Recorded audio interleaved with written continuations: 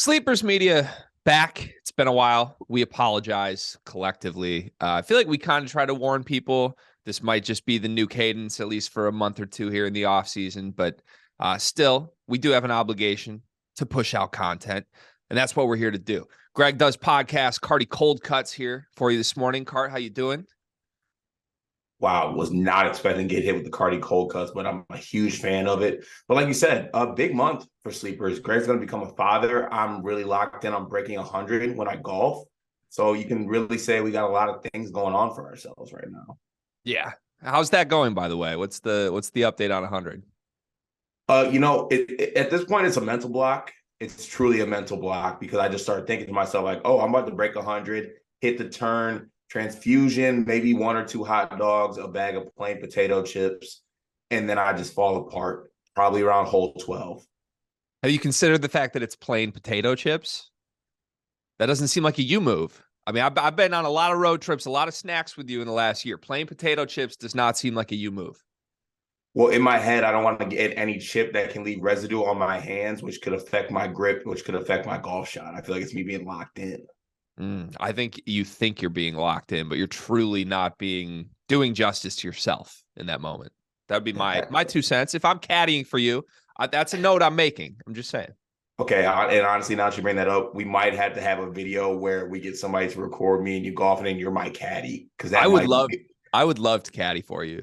We've talked about this. I mean, I made the Bob Does Sports joke. You just put me onto them. I was putting you onto foreplay in the middle of the season. Like, are we a golf podcast? Should we just start making golf content videos? If it shifts to that, I would not be upset, to be honest.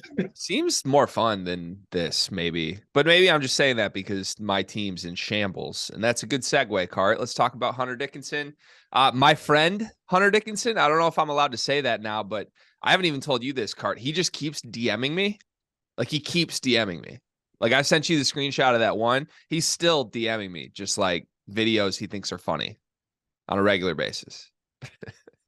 I don't know what's happening. You know how we always like have that moment where we're like what's our life kind of, or like Yeah. things that happen to us, like Yep. what is life with that? I don't know. I think people know this, or I've said this before. I've had no pre-existing relationship with Hunter Dickinson. We've told the story on the pod before. The only communication we ever had with him was when we tried to get him on our travel series. When we went to Ann Arbor, he agreed to do it under funny conditions and made a joke at Carter's expense. And then we've just sort of shot messages back and forth here and there ever since. But yeah, the day before his announcement that he's going to Kansas, I tweeted out fake betting odds, right? Little joke. For the record, nailed it. Had Kansas as the betting favorite, minus 120. I mean, for the record. But Hunter responds in the DMs. He doesn't even follow me, so he must have been searching his name. But he DMs me and says good value on the board.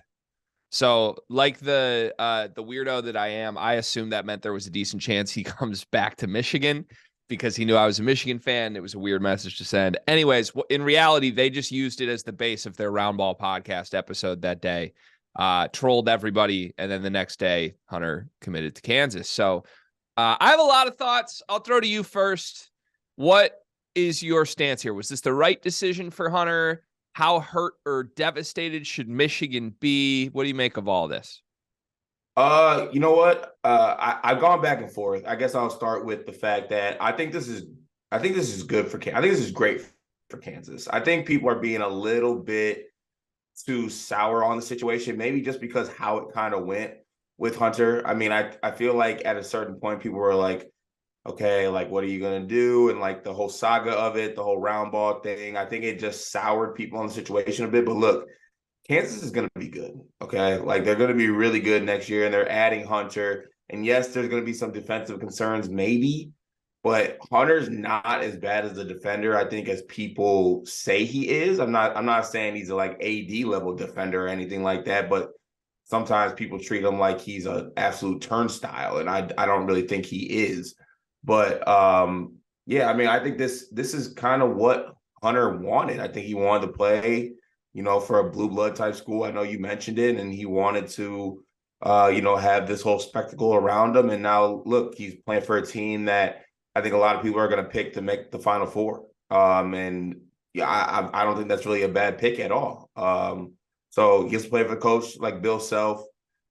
Gets to play in the Big 12, different style of basketball for Hunter Dickinson. So that'll be kind of interesting to see as well how that works out.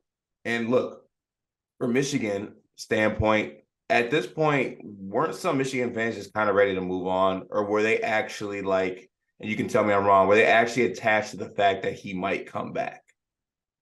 I don't think anybody was attached to the idea that he might come back. I think in the process, moments of hope flittered up where it's like, well, if he did come back, they'd be really talented again. But I think truly everybody was ready to part ways here. And I don't know, like I would have welcomed Hunter back, clearly. Like, you want a guy that talented back, no matter what the excess drama is or the history has been the last couple of years. But at the same time, like, this was the right decision for Hunter. I've said this from the jump. Hunter is smart despite his reputation. And like, the misconception with Hunter is that because he does all this extra stuff and he does Barstool and he does some really cringy jokes, like, he's a really stupid person. That's not true at all. Hunter's never been stupid. He's been very calculated.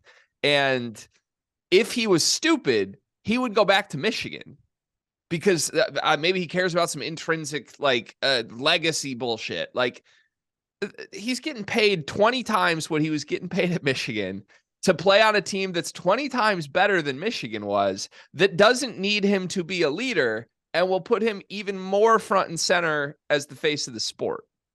Where does Michigan win in that conversation? Like, and one little thing to add to that too, like, we know what Hunter does based off crowds and things like that. yeah. Like, if this man's going to be hitting the three, celebration that he does at Fog Allen in a packed field house with a big ass Jayhawk in the middle, like, he's gonna bask in that moment. Like, that's what's the most intriguing for me. Like, we've seen 3 years of Hunter Dickinson in the Big Ten, and now he's gonna go to the Big 12 style of basketball, which is obviously very different than the Big Ten. And it's a new challenge for him, but it's also a player that I think you mentioned again.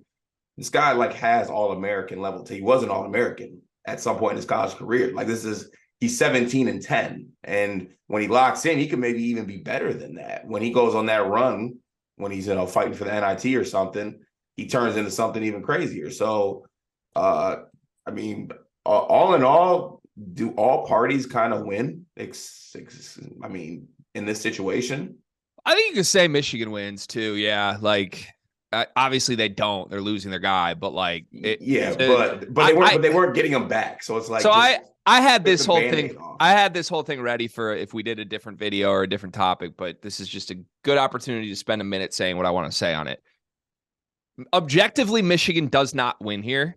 Like, losing Hunter Dickinson is not a good thing, but you can paint it as, oh, this is a good thing because we're ready to move on. The same way Michigan State football fans have to do that about Peyton Thorne right now. Losing Peyton Thorne is not a good thing for Michigan State football. But if you want to convince yourself that, well, there's no difference between being 6-6 and 5-7, let's get it to the new era, then sure, long term, that's great. I guess there's no difference between Michigan fighting for the NIT next year and being 10-22 without Hunter, right? So, like, but objectively, you're a worse team. Objectively, Peyton Thorne's going to Auburn. Objectively, Hunter Dickinson's going to Kansas. And I get there's extra shit there with who these people are and the behind the scenes rumors of who does and who doesn't want to play with them.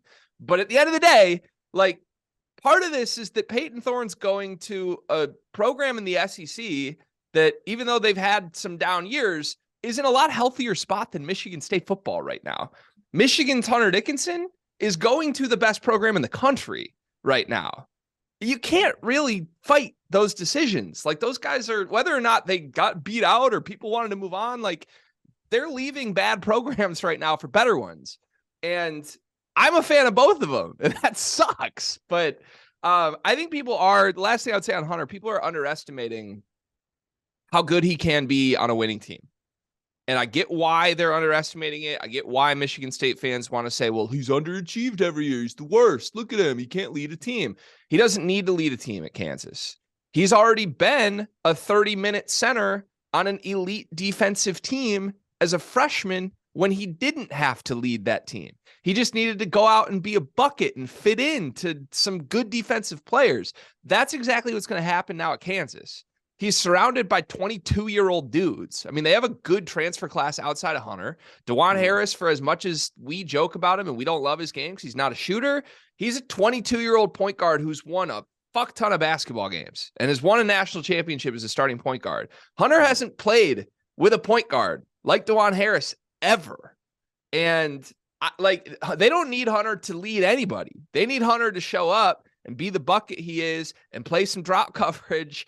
And he can do that. And in a post-centric system like Bill Self, like, man, I don't think 17 and 10 is his ceiling here. I think that's his floor.